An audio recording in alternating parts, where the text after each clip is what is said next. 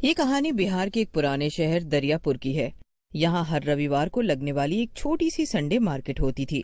इसी हाट से थोड़ा बाहर निकलकर एक मोमोज का ठेला लगता था, जिसको विभा और उसका पति मोहन हमेशा आते जाते देखा करते थे। लेकिन कभी दोनों ने रुककर उस पर खाने का नहीं सोचा। इस औरत को देखकर तो लगता है जैसे कितने पैसे वाली होगी और बेचती मोमोज है। किसी किसी का मन करता है ऐसे काम करने का। जरूरी नहीं है कि पैसा नहीं है तो ही ये काम किया जाए। हाँ, वही मैं भी सोचूं। मार्केट अंदर है तो ये मार्केट से हटकर क्यों मोमोज बेचती है? इसको तो कॉलेज या स्कूल के बाहर बेचना चाहिए ये सब। छोड़ो, हमें क्या। और तुम भी क्या क्या सोचने लग जाती हो किसी के बारे में भी। चलो बैठो, घर चलते हैं। वो दोनों बाइक पर बैठ जाते हैं, लेकिन विभा मोहन के साथ बैठ तो जाती है, लेकिन उसकी नजर उस स्टॉल पर ही रहती है। वो ये सब ध्यान नहीं देती। मोहन समझ जाता है, बड़ी अजीब औरत है, जाने क्यों यहाँ ठेला लगाती है। और अगर पैसे वाली भी होगी तो कितने पैसे होंगे इसके पास? अब उसके बारे में सोचना बंद करके बताओगी क्या खाना है। चाउमीन ही खिला दो। और मैं नहीं सोच रही उसके बारे में। विभा के दिमाग में फिर भी वो लड़की आ ही रही होती है। रात को मोहन तो सो जाता है, लेकिन विभा मन ही मन सोच रही होती, कुछ तो बात है, कोई फायदा तो जरूर होगा उस लड़की को, तभी तो वो वहाँ मोमोज लगाती है। हमेशा लाल लिपस्टिक फैंसी कपड़ों में खड़ी रहती है। ऐसे कौन मोमोज बेचता है? क्या वो कुछ अलग डालती होगी अपने मोमोज में? अब सो भी जाओ विभा। कब तक सोचना है मोमोज के बारे में। अरे नहीं, मैं वो नहीं सोच रही हूँ। दोनों सो जाते हैं। कुछ दिनों बाद विभा गर्भवती हो जाती है। दोनों बहुत खुश हो जाते हैं। मोहन अपनी बीवी से बहुत प्यार करता है।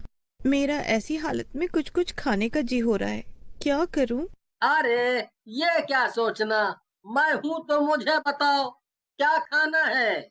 विभा मोहन को रोज कुछ लाने को कहती है और मोहन वो लेकर भी आता है। एक दिन की बात है, विभा की तबीयत कुछ ठीक नहीं थी। सुनिए, आज मेरा खाना बनाने का बिल्कुल मन नहीं है। क्या आप आज बाहर खा लेंगे? और रात में ऑफिस से आते समय कुछ लेते आना। हाँ कोई बात नहीं, तुम आराम करो, मेरी फिक्र मत करो। बस बताओ तुम क्या खाओगी। हाँ, सही बोलूं तो मुझे उस औरत के ठेले वाले मोमोज खाने हैं। बस इतनी सी बात, मैं आज लेते हुए आऊंगा।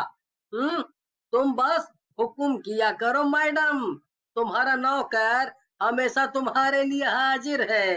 क्या आप भी मेरे नौकर थोड़ी हैं? वो तो आज पता नहीं क्यों बस मन हुआ ये सोचकर कि वो अपने मोमोज में आखिर ऐसा क्या डालती है, क्या पता कुछ अलग स्वाद हो। मोहन विभा की ऐसी बात सुनकर जोर से हंस पड़ा और विभा से विदा लेकर ऑफिस चला गया। ऑफिस से आते समय उसको मोमोज का ठेला दिखाई दिया। क्योंकि विभा प्रेग्नेंट थी तो मोहन लंच लेकर भी नहीं गया था। उसको भी बहुत तेज भूख लगी थी।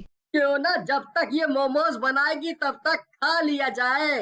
एक काम करता हूँ, एक प्लेट यहाँ खा लेता हूँ, बाकी विभा के साथ खा लूंगा। इससे विभा को भी अच्छा लगेगा। मोहन ने सोचा, आज संडे मार्केट नहीं था तो मोहन ने देखा आसपास कोई नहीं था। सिर्फ वही औरत लाल ड्रेस में लाल लिपस्टिक लगाई खुद ही लेकर खा भी रही थी और बाकी के मोमोज गर्म करते हुए गाना गा रही थी, जैसे उसको किसी से कोई मतलब ही न हो और वो खुश हो। तभी मोहन ने धीरे से हिचकते हुए कहा, एक एक प्लेट कितने का देती हैं आप। मोहन को अपने पास खड़ा देखकर वो घबरा गई और जल्दी से प्लेट नीचे रखकर बोली, 1 प्लेट 60 की आती है और उसमें 12 मोमोज होते हैं। ठेला देखकर तो लगा था मानो कितना ही महंगा देती होगी, लेकिन ये तो बहुत सस्ता है। ठीक है, तो 2 प्लेट आप पैक कर दीजिए घर ले जाने को। और हाफ प्लेट आप हमको अभी खाने के लिए दे दीजिए। मैं 2 प्लेट तो पैक कर देती हूँ, साथ में 1 प्लेट ही आपको खाने को दे देती हूँ। आज आप मेरे पहले ग्राहक हो तो हाफ प्लेट मेरी तरफ से मुफ्त। मोहन लड़की की बात सुनकर खुश हो जाता है। लड़की फिर से गाना गाने लग जाती है।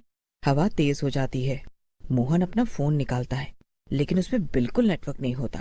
लेकिन लड़की, गुमनाम है कोई, बदनाम है कोई, मोहन उसका गाना सुनकर उससे पूछता है। आपको पता है क्या, यहाँ 1-2 महीने पहले एक लड़की ने 2 आदमी को मार दिया था। मोहन को लड़की की ये बात बहुत अजीब लगती है, लेकिन वो सोचता है, जल्दी से मोमोज खाकर घर चलता हूँ विभा के पास। ये रहे सर आपके गर्मा गर्म मोमोज, वो भी फुल प्लेट। आप ये खाओ, तब तक मैं घर के लिए मोमोज पैक कर देती हूँ। लेकिन बस एक शर्त है सर, मोमोज आपको सारे खाने पड़ेंगे। मोहन मोमोज लेकर खाना शुरू कर देता है। जैसे जैसे वो मोमोज खाता है, वैसे ही वैसे उस लड़की का चेहरा डरावना होता जाता है। मोहन बहुत डरने लगता है क्योंकि आसपास कोई भी नहीं होता। क्या हुआ सर, खाओ ना, सारे खाने हैं आपको। अब उस लड़की की आवाज भी भारी होती चली गई थी। तभी मोहन की नजर उसके पैरों पर पड़ती है। वो उल्टे होते हैं, लेकिन मोहन ऐसा दिखाता है जैसे उसको कोई फर्क नहीं पड़ रहा। लेकिन तभी मोहन की नजर मोमोज पर पड़ती है। उसके मोमोज में बहुत सारे कीड़े चल रहे होते हैं। तभी वो लड़की की तरफ देखता है। वो अब तक चुड़ैल बन चुकी थी। बोला था ना सारा खाना है, ऐसे छोड़ क्यों दिया? मोहन उसकी बात का कोई जवाब नहीं देता। मोहन उसकी कोई बात नहीं सुनता और अपनी बाइक स्टार्ट करता है और वहां से निकल जाता है। लेकिन बाइक वहीं वापस आ जाती है जहां वो चुड़ैल खड़ी मुस्कुरा रही होती है। तू अपने पैक किए हुए मोमोज को तो लेकर ही नहीं गया, ये भी तो ले जा। चुड़ैल उसकी तरफ बढ़ने लगती है। मोहन फिर से बाइक स्टार्ट करता है, फिर वहीं आ जाता है। क्या हुआ, और मोमोज खाने हैं? मोहन डर के मारे रोने लगता है। वो जहां से भी जाता उसके सामने वही चुड़ैल आ जाती। वो बहुत थक जाता है।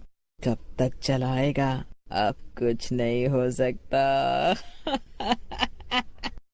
फिर एक अलग सी ही आवाज में चुड़ैल बोलती है, आपने अपने मोमोज तो खाए ही नहीं सर।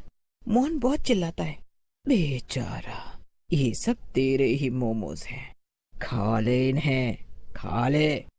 लेकिन मोहन एक बार फिर हिम्मत करके अपनी बाइक शुरू करता है। वो बाइक चलाते हुए आंखें बंद कर लेता है। तभी उसको सामने से 2 पुलिस वाले दिखाई देते हैं। वो उसको बुलाते हैं। अरे ओ जी, ऐसा कौन बाइक चलाता है? लगता है इसने पी रखी है सर। क्या हुआ है तुझे? हैं? पी रखी है क्या? पता है ना, पी कर गाड़ी चलाना मना है। मैंने नहीं पिया है, मैंने चुड़ैल के मोमोज खाए हैं, वो मुझे मार देगी। ये क्या बहकी बहकी बात कर रहा है? हैं? मैं सच कह रहा हूँ, मैं आपको उसका ठेला भी दिखा सकता हूँ। मोहन पुलिस वालों को उस जगह पर लेकर जाता है जहां वह मोमोज वाली होती है। लेकिन अब वहां पर कुछ भी नहीं होता और ऐसा लग रहा था जैसे वहां पहले कभी कुछ था ही नहीं। मोहन को यकीन नहीं होता, अभी जो सब हुआ वो एक झूठ था। मोहन की हालत अब बहुत खराब हो चुकी थी। उसकी तबीयत के साथ साथ उसका मानसिक हालत भी बहुत खराब होने लगा था। दोनों पुलिस वाले व्यवहार के बहुत अच्छे थे। उन्होंने मोहन से कहा, चलो, मैं तुम्हें तुम्हारे घर छोड़ देता हूँ। यहाँ कब तक ऐसे परेशान रहोगे? मोहन पुलिस वालों की बात मान लेता है।